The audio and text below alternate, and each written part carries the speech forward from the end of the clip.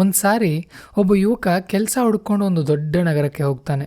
ಅವನಿಗೆ ಅಲ್ಲಿ ಬಹಳಷ್ಟು ಕಡೆ ಹುಡುಕಾಡಿದಾಗ ತಡುಕಾಡಿದಾಗ ಒಂದು ಸಣ್ಣ ಹೋಟೆಲ್ನಲ್ಲಿ ಕೆಲಸ ಸಿಗುತ್ತೆ. ಮೊದಲನೇ ದಿನ ಓನರ್ ಇವನ ಗುಣ ಚೆಕ್ ಮಾಡೋಕ್ಕೆ ಸಣ್ಣ ಪಾತ್ರೆಯನ್ನು ತೊಳೆಯುವಂಥ ಕೆಲಸ ಕೊಡ್ತಾನೆ. ಕೈಗೆ ಸಾಬೂನು, ಕಾಲಿಗೆ ನೀರು, ಬೆವರಿನಿಂದ ಒದ್ದೆಯಾದಂಥ ಬಟ್ಟೆಯನ್ನು ಹಾಕ್ಕೊಂಡಿರುವಂಥ ಒಂದು ದೇಹ. ಅವನನ್ನು ದೂರದಿಂದ ನೋಡಿದಂತಹ ಅವನ ಕೆಲ ಸ್ನೇಹಿತರು ಅದೇ ನಗರದಲ್ಲಿ ಇದ್ದುಕೊಂಡು ಅವನ ಬಗ್ಗೆ ಹಿಂದೆ ಗೇಲಿ ಮಾಡ್ತಿದ್ರು. ಅಯ್ಯೋ ಏನೋ ಇದಕ್ಕೆ ಬಂದ್ಯಾ ನೀನು ನಗರಕ್ಕೆ, ಸಿಟೀಲಿ ಬಂದು ಇಂಥ ಕೆಲಸನೇ ನೀನು ಮಾಡಬೇಕಾಗಿತ್ತ. ಆಗ ಆತ ಅಂದ್ಕೊಂಡ, ಹೌದು ನಾನು ಬಹಳಷ್ಟು ಕಡೆ ಪ್ರಯತ್ನ ಪಟ್ಟೆ, ಬಟ್ ನನಗೆಲ್ಲೂ ಕೆಲಸ ಸರಿಯಾಗಿ ಸಿಕ್ಕಿಲ್ಲ.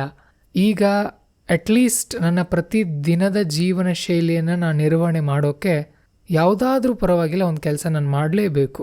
ಹಾಗಾಗಿ ಈ ಕೆಲಸವನ್ನು ನಾನು ಕೀಳು ಅಂತ ತಿಳಿದುಕೊಳ್ಳೋದಿಲ್ಲ, ನಾನು ಪ್ರಯತ್ನ ಪಡ್ತೀನಿ, ಮುಂದೆ ಏನಾಗುತ್ತೋ ಆಗಲಿ, ದೇವರ ಆಶೀರ್ವಾದ ಅಂದ್ಕೊಂಡು ಆತ ತನ್ನ ಪ್ರಯತ್ನವನ್ನು ಮುಂದುವರಿಸ್ತಾನೆ.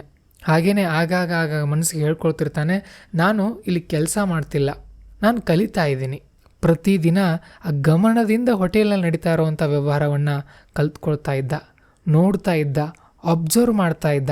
ಹೋಟೆಲ್ ಹೇಗೆ ನಡೆಯುತ್ತೆ, ಅಲ್ಲಿ ಗ್ರಾಹಕರು ಎಂತೆಂಥವ್ರು ಬರ್ತಾರೆ, ಅವ್ರ ಜೊತೆ ಹೇಗೆ ಮಾತಾಡಬೇಕು, ಇನ್ನು ಅಡುಗೆಯವ್ರು ಹೇಗೆ ಕೆಲಸ ಮಾಡ್ತಾರೆ, ಓನರ್ ಈ ಎಲ್ಲ ಲೆಕ್ಕಾಚಾರ ಹೇಗಿಡ್ತಾನೆ, ಸಾಮಾನನ್ನು ಹೇಗೆ ಖರೀದಿ ಮಾಡ್ತಾನೆ, ಒಂದು ವಸ್ತುವನ್ನ ಖರೀದಿ ಮಾಡುವಾಗ ಯಾವ ಥರ ಚೌಕಾಶಿ ಮಾಡಿ ತೊಗೊಂಡು ಬರ್ತಾನೆ, ಹೇಗೆ ಜಿಪುಣ ಗ್ರಾಹಕರೊಂದಿಗೆ ಆ ವರ್ಕರ್ ಅಥವಾ ಓನರ್ ಯಾವ ರೀತಿ ವ್ಯವಹಾರ ಕುದುರಿಸ್ತಾನೆ, ಇವೆಲ್ಲವನ್ನು ಆ ಹುಡುಗ ನೋಡ್ತಾ ಹೋದ. ಅಲ್ಲಿ ಮೊದಲು ಪಾತ್ರೆ ತೊಳೆಯುವಂಥ ಕೆಲಸಕ್ಕೆ ಸೇರಿಸ್ಕೊಂಡಿದ್ದಂಥ ಆ ಹುಡುಗ ಮುಂದೆ ಸಪ್ಲೈಯರ್ ಆಗ್ತಾನೆ, ಅಡುಗೆ ಮಾಡೋಕ್ಕೆ ಹೋಗ್ತಾನೆ, ಮುಂದೆ ಗಲ್ಲೆ ಮೇಲೆ ಕುಳಿತುಕೊಂಡು ಮ್ಯಾನೇಜರ್ ಆಗಿ ಕೆಲಸನೂ ಕೂಡ ಮಾಡ್ತಾನೆ. 3-4 ವರ್ಷ ಆದಮೇಲೆ ಅದೇ ನಗರದ ಪಕ್ಕದ ಬೀದಿಯಲ್ಲಿ ತಾನೂ ಕೂಡ ಒಂದು ಸಣ್ಣ ಹೋಟೆಲನ್ನು ಆರಂಭ ಮಾಡ್ತಾನೆ.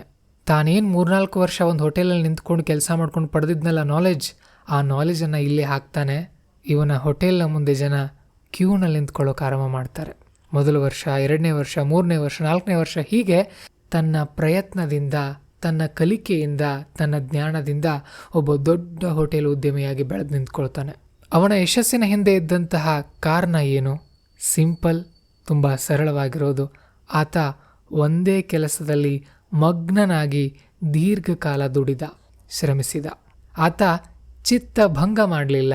ಇವತ್ತೊಂದು ಕೆಲಸ, ನಾಳೆ ಒಂದು ಕೆಲಸ, ನಾಡಿದ್ದಿನೊಂದು ಕೆಲಸ, ಈ ಥರ ಆತ ಮಾಡಲಿಲ್ಲ. ಅಲ್ಲಿ ಅವನಲ್ಲಿ ಸ್ಥಿರತೆ ಇತ್ತು. ನಾನಿಲ್ಲಿ ಏನು ಹೇಳಿಕ್ಕೆ ಹೋಗ್ತಾ ಇದ್ದೀನಿ ಅಂತ ಅಂದರೆ, ನೀವು ಒಂದು ಮಹತ್ತರವಾದಂಥ ಸಾಧನೆಯನ್ನು ಮಾಡ್ತಾ ಇದ್ದರೆ ಒಂದೇ ಕೆಲಸದ ಮೇಲೆ ಕೆಲವು ವರ್ಷಗಳ ಕಾಲ ಆದರೂ ಸಂಪೂರ್ಣವಾದಂಥ ಗಮನವನ್ನು ನೀವು ಕೊಡಬೇಕಾಗತ್ತೆ. ನಿರಂತರ ಪ್ರಯತ್ನವನ್ನು ಹಾಕಬೇಕಾಗತ್ತೆ. ಪ್ರತಿದಿನವೂ ಸ್ವಲ್ಪ ಬೆಳವಣಿಗೆಯನ್ನು ನೀವು ಕಾಣ್ತಾ ಹೋಗ್ತೀರಿ.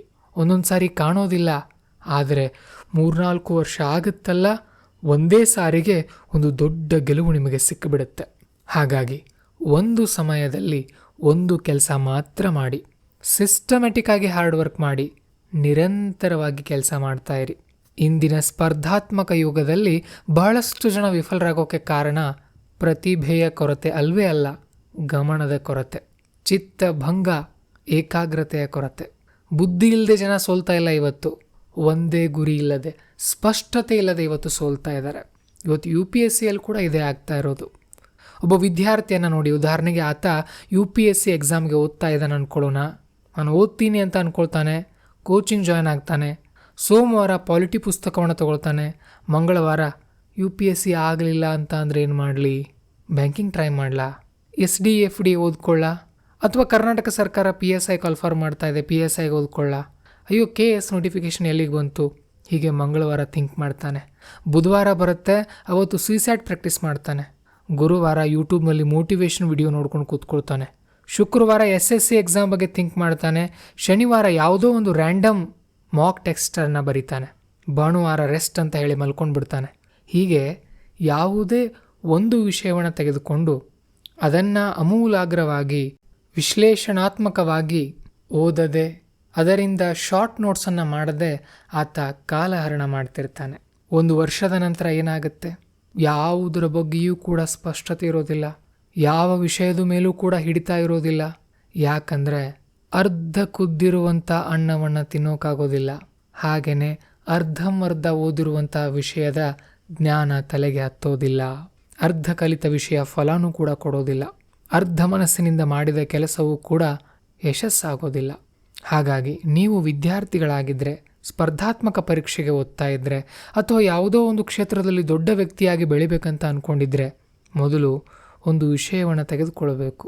ಅದರ ಮೇಲೆ ಸಂಪೂರ್ಣವಾದಂಥ ಹಿಡಿತವನ್ನು ನೀವು ಪಡೆದುಕೊಳ್ಬೇಕು. ಈಗ ಉದಾಹರಣೆಗೆ ನೀವು UPSCಗೆ ಓದ್ತಾ ಇದ್ದೀರಿ ಅಂತ ಅಂದರೆ, ಪಾಲಿಟಿ ಅನ್ನುವಂಥ ಒಂದು ವಿಷಯವನ್ನು ತಗೊಂಡ್ರೆ ಅಟ್ಲೀಸ್ಟ್ ಒಂದು ತಿಂಗಳಲ್ಲಿ ಅದರ ಮೇಲೆ ಸಂಪೂರ್ಣವಾದಂಥ ಹಿಡಿತ ಬರೋವರೆಗೂ ನೀವು ಅದನ್ನು ಬಿಡಬಾರ್ದು.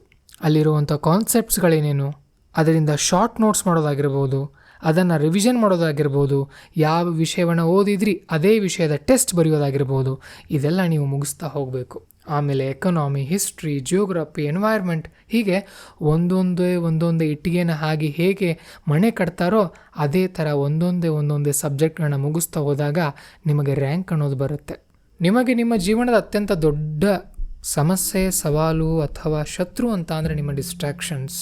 ನಿಮ್ಮ ಮೊಬೈಲ್ ಆಗಿರ್ಬೋದು, ಕಂಪ್ಯಾರಿಸನ್ ಮಾಡ್ಕೊಳ್ಳೋದಾಗಿರ್ಬೋದು, ಹೊಸ ಐಡಿಯಾಗಳು ಬರೋದಾಗಿರ್ಬೋದು, ಅಥವಾ ಇನ್ನೊಬ್ಬರನ್ನ ನೋಡಿ. ಈಗ ನಿಮ್ಮ ಸ್ನೇಹಿತರೇ ಇರ್ತಾರೆ, ಅವರೊಂದು ಯಾವುದರಲ್ಲೂ ಯಶಸ್ವಿಯಾಗಿರ್ತಾರೆ, ನಾನು ಅದನ್ನೇ ಮಾಡಲಾ? ನೋ, ಆ ಥರ ಅಲ್ಲ. ನೀವು ನಿಮ್ಮದೇ ಆದಂಥ ದಾರಿಯನ್ನು ಹುಡ್ಕೊಳ್ಬೇಕು. ಒಂದು ಸಣ್ಣ ಉದಾಹರಣೆ ನೋಡಿ. ಒಬ್ಬ ವ್ಯಕ್ತಿ ಒಂದು ಗಿಡ ನೆಡ್ತಾನೆ, ಒಂದು ತೆಂಗಿನ ಗಿಡ ಅಂತ ಅಂದ್ಕೊಳ್ಳಿ. ಅದು ಇವತ್ತಿನ ಕಾಲದಲ್ಲಿ ಹೈಬ್ರಿಡ್ ಆಗಿದೆ ಅಂತ ಅಂದ್ಕೊಳ್ಳೋಣ. ಪ್ರತಿದಿನ ನೀರು ಹಾಕ್ತಿರ್ತಾನೆ, ಅದನ್ನು ಪಾಲನೆ ಪೋಷಣೆ ಮಾಡ್ತಿರ್ತಾನೆ. ಒಂದು 6-7 ತಿಂಗಳಾದ ಮೇಲೆ ಮರ ದೊಡ್ಡದಾಗುತ್ತೆ, ಫಲನೂ ಕೂಡ ಕೊಡೋಕೆ ಆರಂಭ ಮಾಡುತ್ತೆ. ಇನ್ನೊಬ್ಬ ವ್ಯಕ್ತಿ ಅದೇ ಜಾಗದಲ್ಲಿ ಮರ ನೆಡ್ತಾನೆ, ಒಂದು ವಾರ ಬಿಟ್ಟು ಮತ್ತೊಂದು ಜಾಗದಲ್ಲಿ ಮತ್ತೊಂದು ಮರ ನೆಡ್ತಾನೆ, ಒಂದು ವಾರ ಬಿಟ್ಟು ಮತ್ತೊಂದು ಜಾಗದಲ್ಲಿ ಮತ್ತೊಂದು ಮರ ನೆಡ್ತಾನೆ. ಈಗ ಹಿಂದೆ ನೆಟ್ಟಿದ್ನಲ್ಲ ಆ ಮರ ಬಿಟ್ಟು ಬಿಡ್ತಾನೆ ಹಾಗೇನೆ. ಅದ್ರ ಪಾಲನೆ ಪೋಷಣೆ ಅದ್ರ ಬಗ್ಗೆ ಅರಿವೇ ಇಲ್ಲ ಆತನಿಗೆ. ಪ್ರತಿ ಒಂದು 10 ದಿನಕ್ಕೆ 10 ಮರ, ಈ ಥರ ಮರಗಳನ್ನೇ ನೆಡ್ತಾ ಹೋದರೆ ಅಲ್ಲಿ ಫಲ ಏನಾದರೂ ಸಿಗುತ್ತಾ ಹೇಳಿ? ಖಂಡಿತವಾಗ್ಲೂ ಇಲ್ಲ. ಸೊ ನೀವು ಒಂದು ಕಡೆ ನಿಶ್ಚಲರಾಗಿರಬೇಕು. ಒಂದು ವಿಷಯವನ್ನು ಓದ್ತಾ ಇರುವಾಗ, ಒಂದು ವಿಷಯದ ಮೇಲೆ ಆಳವಾದಂಥ ಜ್ಞಾನವನ್ನು ಪಡಿತಾ ಇರುವಾಗ ಅದರ ಮೇಲೆ ಸ್ಥಿರವಾಗಿರಬೇಕು ನೀವು. ಆವಾಗ ನಿಮಗೇನಾಗುತ್ತೆ? ಫಲ ಅನ್ನೋದು ಸಿಗುತ್ತೆ. ಓಕೆ, ಸೊ ನಿರಂತರತೆ ನಿಮ್ಮಲ್ಲಿರಬೇಕು. ನೀವು ಪ್ರತಿದಿನ ಬರೀ 10 ಪೇಜ್ ಓದ್ತಾ ಹೋದರೆ ವರ್ಷಕ್ಕೆ 3650 ಪುಟ ಓದ್ತೀರಿ. ನೀವು ಗಮನದಲ್ಲಿಟ್ಕೊಳ್ರಿ. ಪ್ರತಿದಿನ 10 ಪುಟ ಓದೋದು, 3650 ಪುಟ ಓದ್ತೀರಿ. ಪ್ರತಿದಿನ 1% ಇಂಪ್ರೂವ್ಮೆಂಟ್ ಆದರೆ ವರ್ಷದಲ್ಲಿ ಇಡೀ ನಿಮ್ಮ ವ್ಯಕ್ತಿತ್ವವೇ ಬದಲಾಗಿ ಹೋಗುತ್ತೆ. ಆದರೆ ಜನರಿಗೇನು ಬೇಕು ಗೊತ್ತಾ? ಒಂದೇ ದಿನದಲ್ಲಿ ರಿಸಲ್ಟ್ ಬೇಕು, ಒಂದೇ ತಿಂಗಳಲ್ಲಿ ಸಕ್ಸಸ್ ಬೇಕು, ಒಂದೇ ರಾತ್ರಿ ಜಾದು ಆಗಿಬಿಡಬೇಕು. ಆ ಥರ ಅಲ್ಲ ಸ್ನೇಹಿತರೆ. ಬೀಜ ಬಿತ್ತಿದ ದಿನಾನೇ ಫಲ ಸಿಗಲ್ಲ, ಫಲ ಕೊಡಲ್ಲ. ಅಲ್ಲಿ ಕಾಲ ಬೇಕಾಗುತ್ತೆ, ಶ್ರಮ ಬೇಕಾಗುತ್ತೆ, ಸಹನೆ ಬೇಕಾಗುತ್ತೆ. ಇಂದು ನೀವು ಓದ್ತಾ ಇರೋದು ಕಾಣೋದಿಲ್ಲ, ಅಲ್ಲಿ ಏನಾಗ್ತಾ ಇದೆ ಅನ್ನೋದು ಗೊತ್ತಾಗಲ್ಲ ನಿಮಗೆ. ಆದರೆ ಕೆಲವು ದಿನಗಳಾದ ಮೇಲೆ ನಿಮಗೆ ಕಾನ್ಫಿಡೆನ್ಸ್ ಬರ್ತಾ ಹೋಗುತ್ತೆ. ಅದು ಮುಂದೆ ರ್ಯಾಂಕ್ ಆಗಿ ಬದಲಾಗುತ್ತೆ. ಅದೇ ನಿಮಗೆ ಒಂದು ಕರಿಯರನ್ನು ಕೊಡುತ್ತೆ. ಯಾಕೆ UPSC ಓದಿರುವಂಥ ವಿದ್ಯಾರ್ಥಿಗಳು ಕೂಡ ಜೀವನದಲ್ಲಿ ಫೇಲ್ ಆಗ್ತಾರಂತ ಅಂದರೆ, ಅವರು ಸ್ಪಷ್ಟತೆ ಇಲ್ಲದೆ ಓದಿರ್ತಾರೆ, ವಿಷಯ ಜ್ಞಾನವನ್ನು ಪಡೆದುಕೊಂಡಿರೋದಿಲ್ಲ. ನೀವು ಆ ತಪ್ಪುಗಳನ್ನು ಮಾಡದೇ ಇದ್ದರೆ, ಒಂದು ನೀವು IAS IPS ಆಗೋದಂತೂ ಖಚಿತ. ಇಲ್ಲ ಅಕಸ್ಮಾತ್ ಬೈ ಚಾನ್ಸ್ ಮಿಸ್ ಆದರೆ, ಯಾಕೆ ಹೇಳ್ತಾ ಇದ್ದೀನಿ ಅಂದರೆ, ಇದು ಲಕ್ಷಾಂತರ ಜನ ಬರೆಯುವಂಥ ಪರೀಕ್ಷೆ, ಇರುವಂಥ ಪೋಸ್ಟ್ಗಳು ಕೇವಲ 1000. ಅಕಸ್ಮಾತ್ ಅಲ್ಲಿ ಮಿಸ್ ಆದರೂ ಕೂಡ ಉಳಿದಿರುವ ಕ್ಷೇತ್ರದಲ್ಲಿ ಬಹುದೊಡ್ಡ ಸಾಧನೆ ಮಾಡುವಂತಹ ಜ್ಞಾನ ನಿಮಗೆ ಗೊತ್ತಾಗದೆ ಬರುತ್ತೆ. ಅಷ್ಟು ನಾಲೆಜ್ ನಿಮಗೆ UPSC ತಂದು ಕೊಡುತ್ತೆ. ಓಕೆ, ಇನ್ನು ಅದಕ್ಕೋಸ್ಕರ ಒಂದು ಸಮಯದಲ್ಲಿ 10 ವಿಷಯಗಳನ್ನ ಓದೋದು ಬೇಡ. Maximum 2 subjects, maximum 2 to 3 subject ನೀವು ಮುಗಿಸ್ಕೊಂಡಿದ್ದೀರಿ. ಈಗಾಗಲೇ ಒಂದು ರೌಂಡ್ 1-2-3 ವರ್ಷ ಓದಿದ್ದೀನಿ ಅಂದರೆ ಪ್ರತಿದಿನ 5-6 ಸಬ್ಜೆಕ್ಟ್ ಓದಿ ಪರವಾಗಿಲ್ಲ. ಬಟ್ ನಿರಂತರತೆ ಇರಲಿ, ಒಂದು ಗುರಿ ಇರಲಿ, ಒಂದು ಯೋಜನೆ ಇರಲಿ, ಒಂದು ದಾರಿ, ಒಬ್ಬ ಗುರು. ನೀವು ಪಾಂಚಜನ್ಯ IAS ಅಲ್ಲಿದ್ದರೆ ನಾನಿದ್ದೀನಿ, ನಾನು ಗೈಡ್ ಮಾಡ್ತೀನಿ ನಿಮಗೆ. ಓಕೆ, ಸೊ ಹಾಗಾಗಿ ಒಂದೊಂದು ಸಬ್ಜೆಕ್ಟನ್ನು ಕಂಪ್ಲೀಟ್ ಮಾಡ್ತಾ ಹೋಗಿ ಆರಂಭದ ದಿನಗಳಲ್ಲಿ ಮೊದಲ 1-2 ವರ್ಷ ಒಂದು ಎಕ್ಸಾಮ್ ಮೇಲೆ ಫೋಕಸ್ ಮಾಡಿ ಸಂಪೂರ್ಣವಾಗಿ ಅದನ್ನು ಕ್ರ್ಯಾಕ್ ಮಾಡೋಕ್ಕೆ ಪ್ರಯತ್ನ ಪಡಿ. ಮುಂದಿನ ದಿನಗಳಲ್ಲಿ ನೀವು ಪ್ಲ್ಯಾನ್ B, ಪ್ಲ್ಯಾನ್ C ಆ ಥರ ಎಲ್ಲ ಮಾಡ್ಕೊಳ್ಬಹುದು. ಓಕೆ, ಸೊ ಒಂದು ಸಬ್ಜೆಕ್ಟನ್ನು ಕಂಪ್ಲೀಟ್ ಮಾಡಿಕೊಂಡು ಎಕ್ಸಾಮ್ ಮೇಲೆ ಫೋಕಸ್ ಮಾಡಿಕೊಂಡು ಒಂದು ಕೆಲಸದಲ್ಲಿ ಮಾಸ್ಟ್ರಿಯನ್ನು ತಂದುಕೊಳ್ಳಿ. ಯಾಕಂದರೆ ಸೂರ್ಯನ ಕಿರಣಗಳು ತುಂಬ ಚದುರಿ ಹೋಗಿಬಿಟ್ರೆ ಅಲ್ಲಿ ಯಾವುದೇ ರೀತಿಯ ಪರಿಣಾಮ ಉಂಟಾಗೋದಿಲ್ಲ. ಅದೇ ಕಿರಣಗಳನ್ನು ಒಂದು ಲೆನ್ಸ್ ಮೂಲಕ ಹಾಯಿಸಿದರೆ ಹೇಗೆ ಬೆಂಕಿ ಬರುತ್ತೆ ನೋಡಿ, ಆ ಥರ ನಿಮ್ಮ ಮನಸ್ಸನ್ನು ಕೇಂದ್ರೀಕರಿಸಿ ಕನ್ಫ್ಯೂಷನ್ನಿಂದ ಆಚೆ ತೆಗೆದುಕೊಂಡು ಬಂದು ಒಂದು ವಿಷಯದ ಮೇಲೆ ನೀವು ಕೇಂದ್ರೀಕರಿಸಿದ್ರಿ ಅಂತ ಅಂದರೆ ಯಶಸ್ವಿ ಆಗೇ ಆಗ್ತೀವಿ. ನೀವು 10 ಕಡೆ ಬಾವಿ ತೋಡೋ ಬದಲು ಒಂದೇ ಕಡೆ ಒಂದು 50-60 ಫೀಟ್ನಷ್ಟು ಜಾಗದಲ್ಲಿ ಆಳವಾದಂಥ ಒಂದು ತಗ್ಗನ್ನು ತೋಡಿದರೆ ಅದರಲ್ಲಿ ನೀರು ಬಂದು ತಾನಾಗೆ ತುಂಬುತ್ತೆ. 10 ದಾರಿಯಲ್ಲಿ ಹೋಗಬೇಡಿ. ಈ 2-3 ಮೊಲಗಳನ್ನು ಒಂದೇ ಸಾರಿ ಬೆನ್ನಟ್ಟಬೇಡಿ. ಒಂದೇ ಮೊಲ, ಒಂದೇ ಗುರಿ, ಆ ಥರ ಇರಿ. ಓಕೆ, ಸೊ ಜಗತ್ತು ನಿಮ್ಮನ್ನು ನೋಡಿ ಹೇಳಬೇಕು, ಎಸ್ ಹೀ ಈಸ್ ಪ್ಯಾಷನೇಟ್, ಇವನಲ್ಲಿ ಒಂದು ಗುರಿ ಇದೆ, ಇವಳಲ್ಲಿ ಒಂದು ಕನಸಿದೆ, ಇವಳು ಒಂದನ್ನು ಗುರಿ ಎತ್ತಿ ಒಂದನ್ನು ಬೆನ್ನಟ್ಟಿ ಹೋಗ್ತಾ ಇದ್ದಾರೆ. ಎಸ್, ಆ ಥರ ಇರಬೇಕು ಮೊದಲು 1-2 ವರ್ಷ. ಅದೇ ನಿಮ್ಮಲ್ಲಿ ಸ್ಥಿರತೆಯನ್ನು ನಿರಂತರವಾಗಿ ಕಾಪಾಡ್ಕೊಂಡು ಹೋಗ್ಬೇಕು ನೀವು. ಇವತ್ತೊಂದು, ನಾಳೆ ಒಂದು, ನಾಡಿದ್ದೊಂದು, ಆ ಥರ ಅಲ್ಲ. ಮತ್ತು ತಲೆಗೊಬ್ಬೊಬ್ಬರು ಒಂದೊಂದು ಮಾತನ್ನು ಹೇಳ್ತಿರ್ತಾರೆ. ಅವರವರ ಅಭಿರುಚಿಗೆ, ಅವರವರ ಮನಸ್ಥಿತಿಗೆ ತಕ್ಕ ಆದಂತಹ ಅಭಿಪ್ರಾಯವನ್ನು ಅವ್ರು ಕೊಡ್ತಿರ್ತಾರೆ. ನಿಮ್ಮ ಸ್ನೇಹಿತರು ಕೊಡ್ತಿರ್ತಾರೆ, ನಿಮ್ಮ ಮನೆಯವ್ರು ಕೊಡ್ತಿರ್ತಾರೆ, ಎಲ್ಲರೂ ಅವರವ್ರದ್ದಾದಂಥ ಅಭಿಪ್ರಾಯವನ್ನು ಕೊಡ್ತಿರ್ತಾರೆ. ಆದರೆ ನಿಮ್ಮ ಭವಿಷ್ಯ ನಿಮ್ಮದು. ನೀವು ಯಾರು, ನಿಮ್ಮ ಸಾಮರ್ಥ್ಯ ಏನಿದೆ ಅನ್ನೋದು ನಿಮ್ಮ ಮೆಂಟರ್ಗಳಿಗೆ ಮಾತ್ರ ಗೊತ್ತಿರುತ್ತೆ. ಸೊ ಒಬ್ಬ ಒಳ್ಳೆಯ ಮೆಂಟರನ್ನು ಫಾಲೋ ಮಾಡ್ಕೊಂಡು ಹೋಗಿ, ದಯವಿಟ್ಟು ಮರಿಬೇಡಿ ಇದನ್ನು. ಓಕೆ, ಸೊ ನಾನು ಏನು ನಿಮಗೆಲ್ರಿಗೂ ಒಂದು ಚಾಲೆಂಜನ್ನು ಕೊಡ್ತೀನಿ ಅಂತ ಅಂದರೆ, ಇವತ್ತು ಈ ಆಡಿಯೋ ಕೇಳಿದ ತಕ್ಷಣ ಎಲ್ಲೋ ಒಂದು ನಿಮ್ಮ ಮೊಬೈಲಲ್ಲಿ ಮೂಲೆಯಲ್ಲಿ ನೋಟ್ ಪ್ಯಾಡಲ್ಲಿ ಅಥವಾ ನಿಮ್ಮ ಡೈರಿನಲ್ಲಿ ಒಂದು ಕಡೆ ಬರೆದಿಟ್ಕೊಡ್ರಿ. ಏನಂದರೆ, ನಾನು ಈ ಮುಂದಿನ 10 ದಿನದಲ್ಲಿ ಈ ಟಾರ್ಗೆಟ್ಗಳನ್ನ ರೀಚ್ ಆಗ್ತೀನಿ, ನಾನು ಮುಂದಿನ 1 ತಿಂಗಳಲ್ಲಿ ಇಷ್ಟು ಟಾರ್ಗೆಟ್ಗಳನ್ನ ಮಾಡ್ಕೊಳ್ತೀನಿ, ನಾನು ನೆಕ್ಸ್ಟ್ 90 ಡೇಸಲ್ಲಿ ಇಷ್ಟೆಲ್ಲ ನಂದು ಪ್ಲ್ಯಾನ್ಸ್ ಇದೆ, ಮುಂದಿನ ವರ್ಷ ನಾನು ಈ ಗುರಿಯನ್ನು ರೀಚ್ ಆಗಿರ್ತೀನಿ. ಈ ಥರ ಒಂದು 4 ಟಾರ್ಗೆಟ್ಗಳನ್ನ ಬರ್ಕೊಡ್ರಿ. ಮತ್ತು ಬರ್ತಾ ಬರ್ತಾ ಬರ್ತಾ ಮೊಬೈಲ್ನ ಡಿಸ್ಟ್ರಾಕ್ಷನ್ನ ಕಡಿಮೆ ಮಾಡ್ಕೊಳ್ಳಿ. ಮೊಬೈಲನ್ನು ನೀವು ಬಳಸ್ತಾ ಇದ್ದೀರಿ ಅಂದರೆ, ಒಂದು, ನಿಮಗೆ ಅದರಿಂದ ಆದಾಯ ಬರುವಂಥ ಮೂಲವನ್ನು ನೀವು ಸೃಷ್ಟಿ ಮಾಡ್ಕೊಳ್ಬೇಕು. 2, ನಿಮಗೆ ಜ್ಞಾನ ಸಿಗಬೇಕು. ಬಿಟ್ಟರೆ ಒಂದು 10-15 ನಿಮಿಷ ಮನೋರಂಜನೆ ಅಷ್ಟೇ. ನೀವೇನಾದರೂ 20 ವರ್ಷದಿಂದ 30 ವರ್ಷದ ನಡುವಿನ ಯುವತಿಯರಾಗಿದ್ದರೆ ಮೊಬೈಲನ್ನು ನಿಮ್ಮ ವಯಸ್ಸಿನಲ್ಲಿ ಎಂಜಾಯ್ಮೆಂಟ್ ಯೂಸ್ ಮಾಡೋದು ಬಹುದೊಡ್ಡ ತಪ್ಪು, ತುಂಬ ದೊಡ್ಡ ತಪ್ಪು.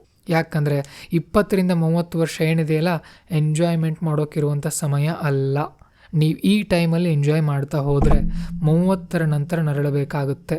ನೀವು ಈಗಲೇ ಪ್ರಯತ್ನ ಪಟ್ಟರೆ 35ರ ನಂತರ ನೀವು ರಿಟೈರ್ಡ್ ಕೂಡ ಆಗ್ಬೋದು ಜೀವನದಲ್ಲಿ, ಅಷ್ಟು ಬೆಳೆದಿರ್ತೀರಿ ನೀವು.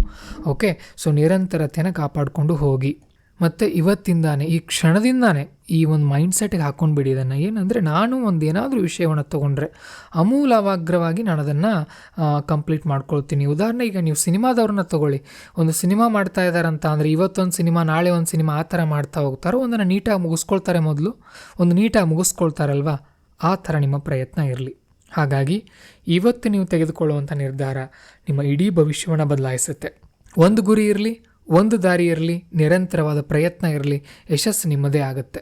ಡಿಸ್ಟ್ರ್ಯಾಕ್ಟ್ ಆಗೋಕ್ಕೆ ಹೋಗಬೇಡಿ, ಮತ್ತು ಚದುರಿದ ಪ್ರಯತ್ನ ಬೇಡ. ನಿರಂತರತೆ ಇರಲಿ, ಕನ್ಸಿಸ್ಟೆನ್ಸಿ ಇರಲಿ. ಏನು ಮಾಡಿದರೆ ಏನಾಗುತ್ತೆ, ಇವತ್ತು ನೀವು ಪಡ್ತಾ ಇರ್ತಿರಲ್ಲ ಪ್ರಯತ್ನ. ನೋಡಿ ಹೇಗಿದೆ ಅಂದರೆ, ಇವತ್ತಿನ ಕಾಲದಲ್ಲಿ ಬರೀ ಬೆವರು ಸುರಿಸಿ ಉಪಯೋಗ ಇಲ್ಲ. ಬೆವರು ಹರಿಸಿದ್ರೆ ಅದು ಸ್ಟೋರ್ ಆಗಬೇಕು ನಿಮ್ಮಲ್ಲಿ ಎನರ್ಜಿ. ನೀವು ಸುಮ್ಮನೆ ಏನೇನೋ ರ್ಯಾಂಡಮ್ ಆಗಿ ಮಾಡ್ತಾ ಹೋದರೆ ಅದು ಯಶಸ್ಸಿಗೆ ನಿಮಗೆ ಯೂಸ್ ಆಗೋದಿಲ್ಲ. ಇವತ್ತೊಂದು ಕಲ್ಲು ಹೊಡಿಯೋದು, ನಾಳೆ ಒಂದು ಕಲ್ಲು ಹೊಡಿಯೋದು, ನಾಡಿದ್ದೊಂದು ಮಾಡೋದು, ಆ ಥರ ಅಲ್ಲ. ಕ್ಲಾರಿಟಿ ಇರಲಿ, ಕನ್ಸಿಸ್ಟೆನ್ಸಿ ಇರಲಿ, ನಿರಂತರತೆಯನ್ನು ಮಾಡ್ಕೊಂಡು ಹೋಗಿ ಯಶಸ್ವಿಗಳಾಗ್ತೀರಿ. ಸೊ ಎಸ್, ಇವತ್ತಿಂದ ನಾನು ಆ ಥರ ಮಾಡ್ತೀನಿ ಅನ್ನೋದಾಗಿದ್ದರೆ, ಐ ವಿಲ್ ಬಿ ಕನ್ಸಿಸ್ಟೆಂಟ್ ಅಂತ ಕಮೆಂಟ್ ಮಾಡಿ. ಮತ್ತೆ ಮುಂದಿನ ಆಡಿಯೋದಲ್ಲಿ ಸಿಗ್ತೀನಿ. ನಮಸ್ಕಾರ.